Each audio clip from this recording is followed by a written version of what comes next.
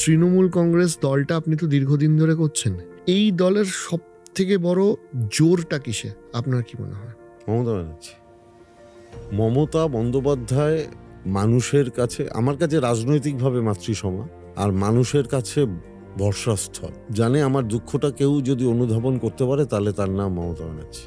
যখন তিনি বিরোধী দলেও ছিলেন, তার মিটিংয়ে যা ভিড় হতো, সিপিএম নেতারা অর্গানাইজড করে ওই ভিড় জমায়েত করতে পারত না। মমতা ব্যানার্জির ভিড়টা ছিল আনঅর্গানাইজড, মানুষের ঢল। এখনো যে 21শে জুলাই হয়, 21শে জুলাই প্রত্যেকবার যে তার আগের রেকর্ড ছাড়িয়ে যায়, প্রচুর সাধারণ মানুষ 21শে জুলাই সভায় যায়।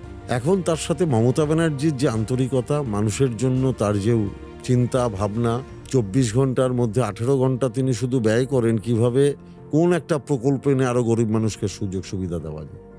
এখন তৃণমূলের দলীয় সংগঠন, ইনফ্রাস্ট্রাকচার, কিভাবে কি প্রচার করতে হবে, এটা যেহেতু মমতা ব্যানার্জির সবচেয়ে কাছের আমাদের সাংসদ অভিষেক বন্দ্যোপাধ্যায়, মমতা ব্যানার্জির সাথে আলাপ আলোচনা করে সাংগঠনিক দিকটা দেখেন এবং আজকের যে ডিজিটাল মাধ্যম তার ব্যবহার এটা করছেন, এবং এটা করছেন বলেই মমতা ব্যানার্জির যে উন্নয়নের প্রকল্পগুলো সেগুলো সমস্ত স্তরের মানুষের কাছে আমরা পৌঁছে দিতে পারছি।